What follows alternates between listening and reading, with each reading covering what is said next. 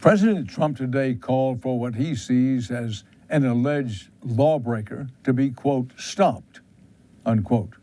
The lawbreaker is a Democratic lawmaker, Congressman Adam Schiff, accused by the president of leaking and who wants to release his party's response to the so-called Nunes memo. But everything we need to understand about the full implications of the Nunes memo can be divined from two facts we already have. The Nunes memo, of course, was created by Devin Nunes, chairman of the House Intelligence Committee, primarily to challenge the integrity of a warrant the FBI got to investigate Carter Page, a Trump campaign advisor. The memo's release on Friday dominated America's national discourse over the weekend and will echo loudly for weeks to come. But two revealing facts should shape how we hear those echoes.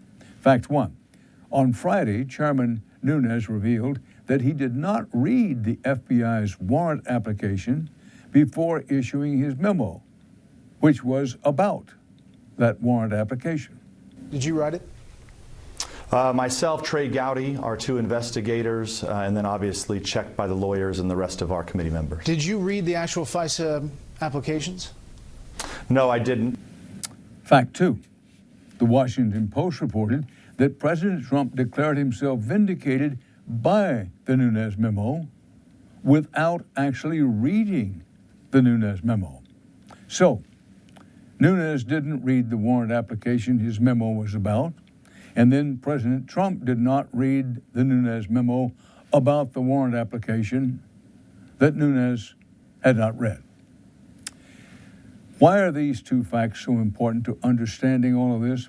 Because whatever role Russia played in the election, Russia is not the most serious threat here. At worst, Russian propaganda is a virus.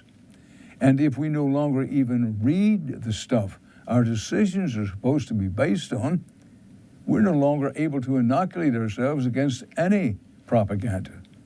And then it won't matter if we stop the Russians. We'll get played by anyone. China, you can be sure, is watching. Extremists on our own soil are figuring out how to play us against each other if all we care about is tribalism. And it's already happening. On Saturday, a new poll found that only 38% of Republicans now have a favorable view of the FBI. That's America's law and order party, turning on the premier federal law enforcement agency.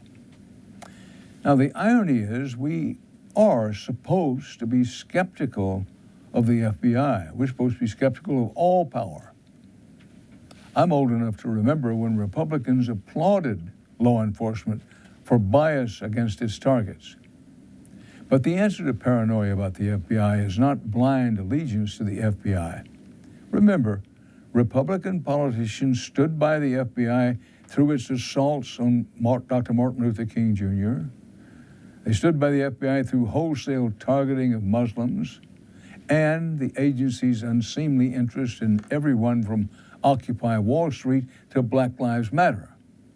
Only now is FBI overreach, quote unquote, a concern. Russia didn't do that. We did. And yes, without trying to strike any false equivalency, to varying degrees, both sides do this. Some on both sides, anyway. Some said the Nunes memo revealed treason. Some said releasing it was treason. Each side so invested in the evil of the other that it merits any measure against them, justifies any shortcut. Now, to give you an example, what we cut from that Nunes soundbite, here's what we didn't play earlier when we explained why he didn't read the warrant application. Did you read the actual FISA applications? No, I didn't. And this has been one of these bogus news stories that have been put out.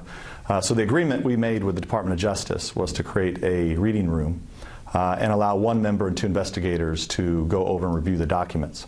I thought the best person on our committee would be the chairman of the Oversight Committee, Trey Gowdy, who has a long career as a federal prosecutor, to go and do this. That's a fair point. One we're obliged by the duties of journalism or just good citizenship to admit.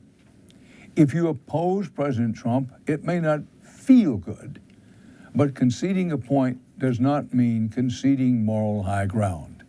It means we defend the process, the American process of debate and disagreement to eventually reach consensus.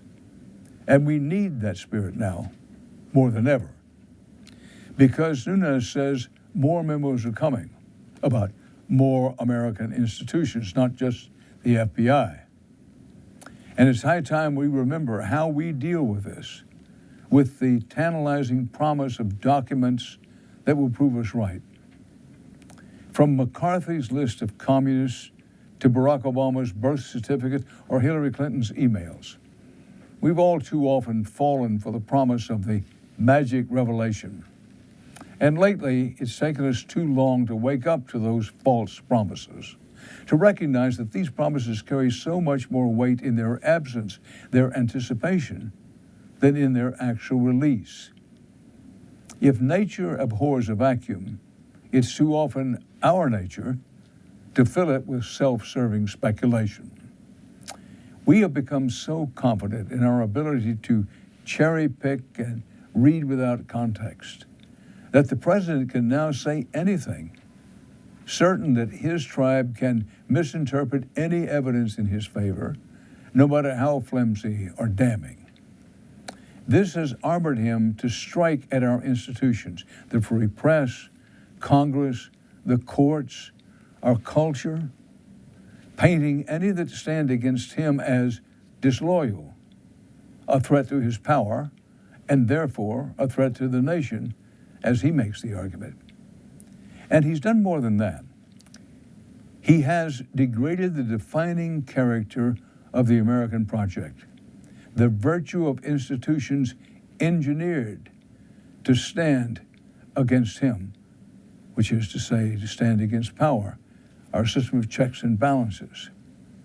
The president has led Americans to hate, in many ways, to hate truly what makes America great, poisoning the core of American principle that the system is supposed to be adversarial.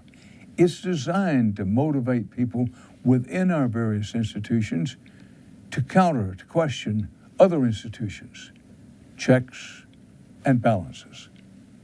If we now reject that, if we turn a blind eye to those real American values, then Russia or China can just sit back and watch, because whatever damage they might inflict upon us will be dwarfed by what we do to ourselves.